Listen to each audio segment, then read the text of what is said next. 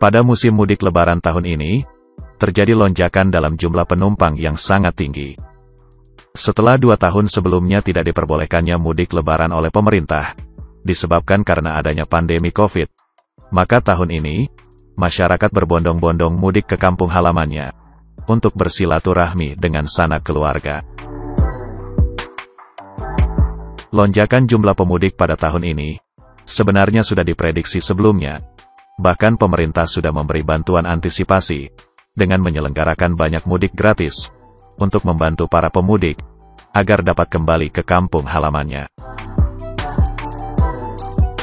Moda transportasi bis, memang masih menjadi salah satu moda transportasi favorit, bagi sebagian besar masyarakat Indonesia, dalam melakukan perjalanan. Banyak sekali keunggulan dari moda transportasi bis, yang membuat banyak orang memilih transportasi ini untuk bepergian. Mulai dari menghemat biaya karena harga tiket yang cukup terjangkau, tidak perlu membeli bahan bakar, tidak perlu capek mengemudi, cepat sampai tujuan, dan masih banyak alasan yang lainnya. Semakin banyak armada bis yang dimiliki oleh suatu perusahaan otobis, maka secara otomatis, perusahaan otobis tersebut akan bisa melayani lebih banyak penumpang. Dengan melayani lebih banyak penumpang, maka pada akhirnya akan memiliki kesempatan untuk lebih banyak mendapatkan keuntungan dari hasil penjualan tiket. Manajemen yang baik, dilengkapi dengan pelayanan yang baik pula terhadap penumpang, akan berujung pada keberhasilan suatu perusahaan otobis.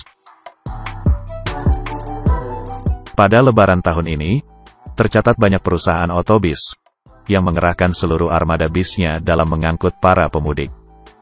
Berikut ini adalah 5 perusahaan otobis dengan armada bis terbanyak pada masa mudik Lebaran tahun 2022. Nomor 5, Perusahaan Otobis Sinar Jaya. Perusahaan otobis ini didirikan oleh Bapak Herman Rusli dan Bapak Rashidin Karyana. Berdiri pada tahun 1982, dulu perusahaan otobis Sinar Jaya sangat terkenal akan kecepatannya di jalan.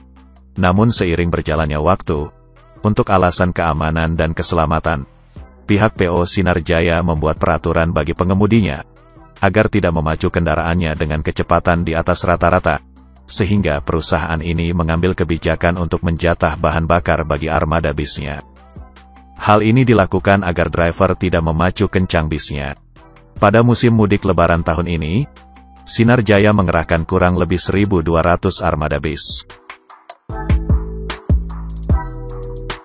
Nomor 4, Akas Group.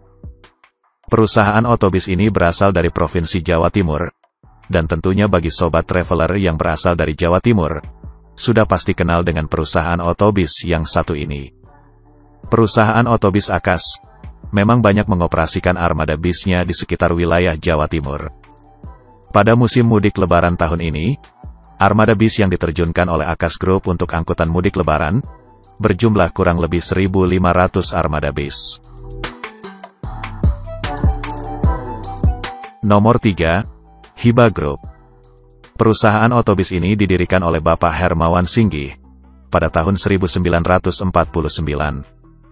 Ada beberapa anak perusahaan Hiba Group yang masih eksis dan cukup populer saat ini, seperti Murni Jaya, Asli Prima, Laju Prima, Setia Negara, Laju Utama, Bela Utama, Hiba Putra, Restu Jaya dan Pandu Jaya. Pada musim mudik Lebaran tahun ini, armada bis yang diterjunkan oleh Hiba Group berjumlah kurang lebih 2.000 armada bis. Nomor 2, Mayasari Group. Mayasari sendiri merupakan salah satu perusahaan otobis yang sudah cukup lama berdiri dan masih bertahan hingga kini di Jabodetabek. Mayasari didirikan oleh Bapak Amir Mahfud pada tahun 1964 dan bermarkas di Cijantung, Jakarta Timur.